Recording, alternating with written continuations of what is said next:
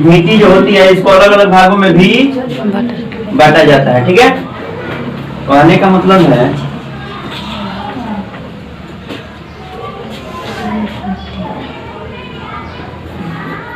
अब इसमें चलिए जलोढ़ मिट्टी को अलग अलग भाग में भी बांटा जाता है, कोई दिक्कत। अब देखिए इसके दो भाग होते हैं, अल्यूवियल साइल जो होते हैं इसके दो भाग होते हैं, एक बांगर होता है दूसरा खादर होता है। यानी नदी का जो किनारा वाला भाग होता है, ठीक है, यानी किनारा वाला भाग जो होता है नजदीक वाला वो खादर होता है और उसके बाद वाला जो होता है वो बांगर होता है, कोई दिक्कत।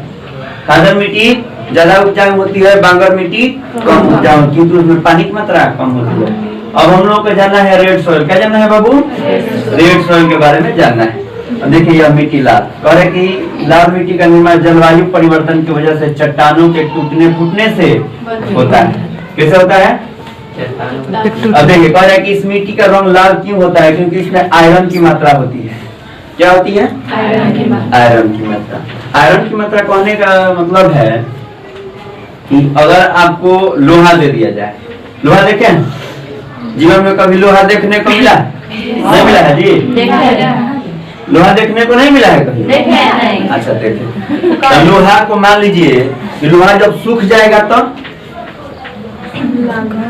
लोहा लाल दिखता है, जब खरीद के आता है आप लोग के यहाँ तो लोहा लाल नहीं, यानी हल्का भूरा और हल्का काला होता है, यानी भूरा और काला का मिल जाता है तो काला भूरा हो जाता है। क्या जी? ग्रे कलर का होता है। तो कहने का मतलब है कि उसको अगर थोड़ा देर पानी में छोड़ दीजिएगा तो क्या होगा? उसमें पीला रंग नहीं होगा, लाल हो जाएगा, लाल लाल उस पर जंग लग जाएगा। तो ये मिट्टी लाल रंग होती है क्योंकि इसमें जंग लग जाती है, इसमें आयरन की मात्रा है, जंग लगेगी तो इस मिट्टी का कलर चेंज होता है। तो कहने का मतलब है कि इसमें आयरन ऑक्साइड ज्यादा मात्रा में मिलता है जिसके कारण इसका रंग लाल होता है। समझ में आ गया? थोड़ा दिक्कत। चलिए अब कह रहा है कि यह मिट्टी फर्टिलाइजलेस बंजर भूमि के रूप में पाई जाती है, यानी इसमें उर्वरा शक्ति नहीं होती है, इसमें ज्यादा फसल नहीं उगा सकते हैं। ठीक है, कह रहा है यह एसिडिक नेचर की मिट्टी होती है, इसमें नाइट्रोजन फास्फोरस और ह्यूमस की कमी होती है। इसमें नाइट्रोजन नहीं होगा, नाइट्रोजन नहीं होगा तो मिट्टी गर्म हो जाएगी, मिट्टी गर्म होगी तो कोई चीज इसमें होगा नहीं, कोनो दिक्कत। मिट्टी गर्म होगी तो हमारे लिए मिट्टी गर्म हो जाएगी, उसमें अनाज डालिएगा कि यानी इससे दूसरा पौधा आ जाए, पता चलेगा उसमें से फूट कर लावा बाहर आ जाएगा, उसके बाद में बीन बीन कर खाना है। ठीक है, लेकिन फिर भी इस मिट्टी में कपास, गेहूं, दाल और मोटे अनाज उगाए जाते हैं। कौन से अनाज? मोटे अनाज उगाए जाते हैं। कौन से होगा?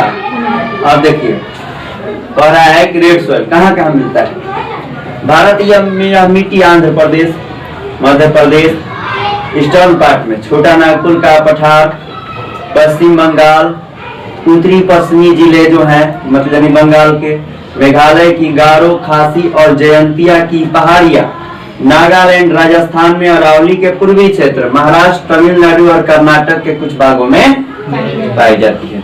कौन दिक्कत? यानी ये देख लीजिए इस मिट्टी में ये वाला कलर है, मतलब ये वाला जो भाग है ना ये सब लाल मिट्टी को दर्शा रहा है। यहाँ से आप देख रहे हैं ये वाला जो भाग ब्लैक सोइल, ब्लैक सोइल कहने का मतलब है काली मिट्टी। काली मिट्टी, यह मिट्टी राख से बनती है, यानी ज्वालामुखी उद्गार जब होता है ना उसके बाद उसका लावा जब फैलता है चारों तरफ, सूखता है, उस पर पानी नहीं पड़ता है, टूटने फूटने के बाद बहुत लंबे समय पश्चात होता है, लिखा है ना, यानी बैसाल्ट होती है। जब ज्वालामुखी उद्गार होता है तो उसे इसी प्रकार से राख निकलते हैं जिसको बैसाल्ट बोलते हैं। कब बोला जाता है? कोई दिक्कत? अब इसमें जान लीजिए कह रहा है कि ज्वालामुखी से निकलने वाले लावा से बनती है। इसका निर्माण कैसे होता है? ज्वालामुखी से निकलने वाला लावा, इसका रंग कैसा है? दिख रहा है ना, काला है। ठीक है, इसमें आयरन, चूना, एल्यूमिनियम, ह्यूमस और मैग्नीशियम की अधिकता होती है। क्या क्या पाया जाता है?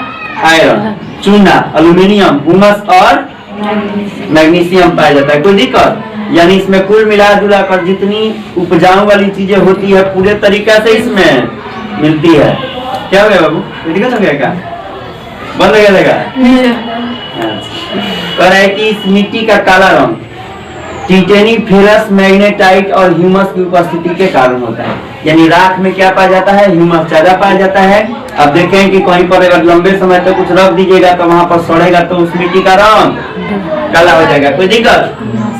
इसको कोई दिक्कत समझ नहीं आ रहा है?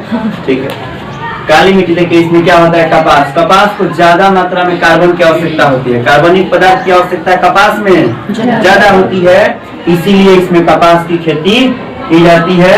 ब्लैक कॉटन सॉइल इसको कहा जाता है, यानी काली कपास की मिट्टी। कोई दिक्कत इसमें? नो, तो गौरव जो कोई प्रॉब्लम नहीं है जी किसी को? अब इसके बाद में जानिए, इसके बाद में क्या रहा है। ब्लैक सोइल कहाँ कहाँ मिलेगा ये अब जानिए।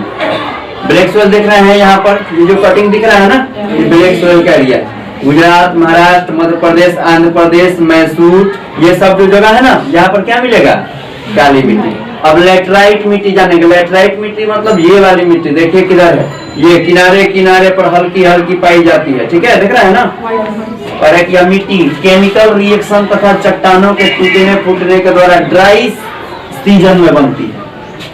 ड्राई सीजन माने सूखा हुआ, ड्राई सीजन माने सूखा हुआ मौसम। ड्राई सीजन मतलब केमिकल रिएक्शन, यानी कोई भी दवा खाते हैं, रिएक्शन करता है तो उसका प्रभाव कितना बढ़िया होता है, देखते नहीं है जी। तो कहने का मतलब है, ये जो मिट्टी है इसमें क्या पाया जाता है, आयरन ऑक्साइड पाया जाता है, जिसके कारण इसका रंग हल्का लाल होता है। यानी आयरन ऑक्साइड ज्यादा होगा तो लाल मिट्टी, या कम होगा तो लेटराइट मिट्टी होता है। लेटराइट यानी लेटर का अर्थ होता है ईंट के समान कठोर, यानी यह मिट्टी ईंटे जैसी होती है, पत्थर के समान कमजोर होती है। क्या जी, मार दीजिएगा किसी को तो बेचारे का तीरे भड़क जाएगा, ठीक है, कोई दिक्कत? तो कहने का मतलब है कि इस मिट्टी में उपजाऊपन कम होता है क्योंकि यह हार्ड होता है।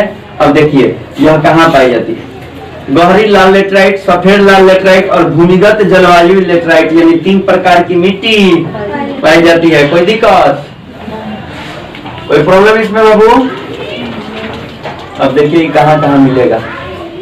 गहरी लेटराइट मृदा का बना है, इसमें आयरन ऑक्साइड और पोटास होता है। क्या होता है, इसमें उर्वरकता कम होती है। क्या होता है, जो उर्वरकता कम होती है। सफेद लेटराइट में जानिए 3 भाग होता है, तीनों के बारे में।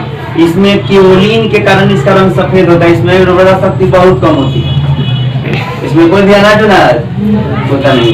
अब भूमिगत जलवायु लेटराइट यानी मौसम के परिवर्तन के कारण वर्षा काल में आयरन ऑक्साइड के साथ घुलकर नीचे चले जाते हैं तो इसका रंग बदल जाता है, न लाल होता है ना सफेद होता है, यानी हल्के रंग में परिवर्तित हो जाता है। अब एक फॉरेस्ट और माउंटेन सॉइल यानी वनीय मिट्टी। वनीय मिट्टी मतलब जंगली मिट्टी, वनीय मिट्टी मतलब जंगली, यानी वन क्षेत्र में पाई जाने वाली। वन क्षेत्र में जो मिट्टी पाई जाती है वो ज्यादा उपजाऊ होती है। क्या होती है, ज्यादा उपजाऊ होती है। क्यों? क्योंकि उसमें पत्ते होते गिरते हैं तो सड़ते हैं, उसमें कार्बनिक पदार्थों की मात्रा को भर देते हैं। कोई दिक्कत? चलिए, और एक यह मिट्टी पर्वतीय ढलान और वन्य क्षेत्रों की घाटियों में पाई जाती है। क्या पाई जाती है, वन क्षेत्रों की घाटियों में। ह्यूमस की मात्रा अधिक होती है लेकिन पोटास, फास्फोरस और चूना की मात्रा कम होती है। कोई दिक्कत? कोई दिक्कत नहीं है। पर एक यह मिट्टी बागवानी फसल जैसे कि चाय, कहवा, मसाला तथा फल आदि के लिए अधिक उपयोगी है, क्योंकि इसमें क्या पाया जाता है, पोटास, फास्फोरस, चूना की मात्रा भी पाई जाती है। तो जिसमें ये होगा वो खट्टे फलों के लिए ज्यादा महत्वपूर्ण होता है। खट्टा फल में क्या आएगा, नारंगी आएगा, नाशपाती आएगा, ये सब चीज यहाँ पर होंगे, नींबू आएगा, ठीक है, कोई दिक्कत? तो नींबू, संतरा, ये सब जो है ना हल्का खट्टे होंगे, वो चीज होंगे इसमें, कोई दिक्कत? कह रहा है मसाला होगा, मसाला में ज्यादा चीज की जरूरत होती है ना, मसाला में ज्यादा किसकी जरूरत होती है, पोटास, फास्फोरस की जरूरत होती है, ठीक है, क्योंकि मसाला खाते हैं तो हमारे ब्लड को चमकाने का काम करता है, इसीलिए मसाला खाया जाता है। कोई दिक्कत? कहा जी, कहा एकदम भकुआई है, सुनाएगी नहीं ना? कहे कि जनजातीय द्वारा झूम कृषि इसी मिट्टी में किया है। झूमी कृषि जानते हैं ना? झूमिंग कृषि यानी चलवासी कृषि, यानी एक जगह पर जो जंगली लोग होते हैं ना, वो एक जगह पर खेती नहीं करते, एक जगह पर खेती करेंगे, इस मिट्टी में उर्वरा शक्ति कम मिल जाएगी, जैसे कम होगी, अनाज कम होगा, वहां से छोड़कर दूसरे जगह चल जाएंगे, जंगल वंगल को साफ करके फिर से बना देंगे। कोई दिक्कत? यह मिट्टी देखिए कहाँ कहाँ मिलती है, तमिलनाडु, कर्नाटक, मणिपुर, कोई दिक्कत? तो तमिलनाडु, कर्नाटक, मणिपुर में ये मिट्टी पाई जाती है। तो ये सब मिट्टी का क्षेत्र है, क्षारीय मिट्टी। मिट्टी में क्षार की मात्रा होती है, इसमें अनाज नहीं उगाया जाता है, पता है ना? जब मिट्टी का तनाव होती है, कह रहे हैं कि इसको रे, ऊसर और कलहर कहा जाता है। अलग अलग जगह पर अलग अलग नामों से। देखिए क्या यह मिट्टी वहां पर बनता है जहां पर पानी आसानी से नहीं निकल पाता, पानी नहीं होता है। पानी होगा तो क्या होगा? सोडियम क्लोराइड हो जाएगा और सोडियम सल्फेट की मात्रा बढ़ जाएगी, नाइट्रोजन और चूना की मात्रा कम हो जाएगी। बस पता चलेगा कि पूरा भड़क जाएगा। कोनो दिक्कत? तो कहने का मतलब देखिए, इसमें सोडियम क्लोराइड होता है, सोडियम सल्फेट होता है। ये चीज मिल जाएगा तो मिट्टी में उर्वरा शक्ति कमजोर हो जाएगी। क्या होगा जी? की कर रही है, छुदरी वाला हाल हो गया। चलो करे कि उपजाऊ मिट्टी नहीं होती, इसमें नारियल तथा तार की खेती होती है। ठीक है, नारियल और तार जो होते हैं उनके जड़ कुछ अलग प्रकार के होते हैं, यानी उनके जड़ होते हैं नूडल्स टाइप के, यानी काफी गहराई तक नीचे तक चले जाते हैं, यानी केबल रूट होते हैं उनके, यानी काफी गहराई तक चले जाते हैं। तो उनको पानी नहीं दीजिएगा तो काम चल जाएगा। कभी आप लोग तार और का पेड़ और नारियल का पेड़ गिरते हुए नहीं देखे होंगे, ऊपर से टूट जाता है, उसका सिर गायब हो जाता है, खम्बा जैसा खड़ा रहता है, यानी वो बहुत नीचे तक जाता है तो टूटने का चांस, उसमें ज्यादा डालियल नहीं होता है तो हवा क्रॉस कर जाती है तो नहीं गिरता है। इस सब पेड़ पर हवा का दबाव ज्यादा हो जाता है तो इस सबको पलटिया देता है। कोनो दिक्कत? देखिए कर बोला टूट नहीं जाएगा, हवा का दबाव उसी पर रहेगा क्योंकि वो हवा को रोक रहा है ना, तो टूट नहीं जाएगा। और कह रहा है कि यह सोच ज्यादातर पंजाब हरियाणा के भागों में पाई जाती है, केरल और सुंदरबन के क्षेत्र में पाई जाती है। सुंदरबन, इसको मैंग्रोव वन के नाम से भी जाना जाता है।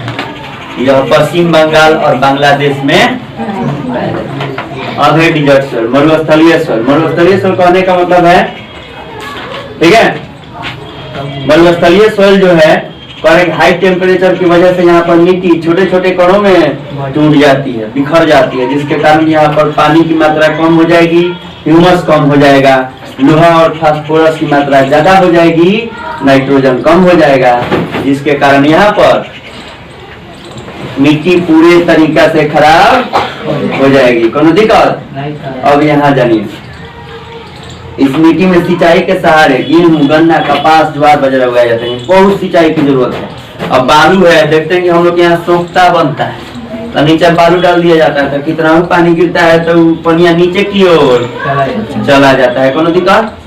लेकिन अब बताइए कि वहां पर हम लोग यहाँ इंदिरा गांधी नहर बनाया गया है राजस्थान में। कहाँ? राजस्थान में। कौन सा नहर? इंदिरा गांधी नहर बनाया गया है। तो इंदिरा गांधी नहर जो है वह नहर क्या करता है? इसमें सिंचाई की सुविधा को प्रदान करता है। ज्यादा सिंचाई की जरूरत होती है, यानी ज्यादा पैसा खर्च करने के बाद में वहाँ पर अनाज होता है। कोनो दिक्कत?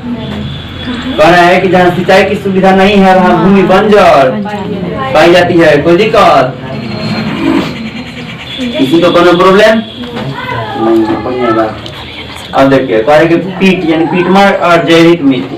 कह रहा है कि दलदली क्षेत्रों में यह मिट्टी पाई जाती है, इसमें जैविक पदार्थ जमा हो जाते हैं, ठीक है, जिसके वजह से इस मिट्टी का नाम जैविक या पीटमय मिट्टी रखा गया है। ठीक है, कह रहे हैं कि इसका रंग देखिए काला, भारी तथा काफी एसिडिक लवण होता है। इसमें क्या होता है? यानी नमक की मात्रा इसमें ज्यादा पाई जाती है। कोई दिक्कत? ठीक है, तो नमक की मात्रा हो जाएगी, जिसमें मान लीजिए कि नमक डाल दीजिएगा, फसल लगा दीजिए, एगो बीज लगा दीजिए और उसमें इतना नमक लेकर डाल दीजिए तो हो जाएगा? खत्म हो जाएगा। तो समझिएगा कि पीटमय मिट्टी जो होती है वो खराब हो जाती है। ठीक है, यानी इसमें एसिडिक सॉल्ट होता है, यानी सॉल्टनेस की सॉल्टी होता है ये मिट्टी, यानी नमकीन होता है। अब देखिए केरल में इस मिट्टी को कारी कहा जाता है। ठीक है, और यह मिट्टी कहाँ पाया जाता है? केरल के अलेपी जिला में। अलेपी जिला का नाम है, जैसे हम लोग का सीवान जिला है ना जी, क्या कहने का मतलब उसी तरह से केरल के जिला है अलेप्पी, उत्तराखंड के अल्मोड़ा, सुंदरवन के डेल्टा, यहाँ पर यह मिट्टी पाई जाती है। महानदी गोदावरी और कृष्णा नदियों के किनारों पर कोई दिक्कत नहीं है। चलिए अच्छी बात है। हो गया है का 8 हो गया? नहीं, 7 हो गया।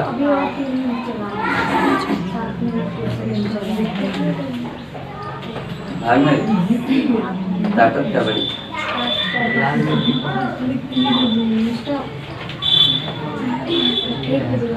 ठीक है बाबू, अब देखिए इस मिट्टी में क्या पाया जाता है? फास्फेट पाया जाता है, पोटास पाया जाता है। ठीक है, हल्का सा, इसलिए यह मिट्टी उपजाऊ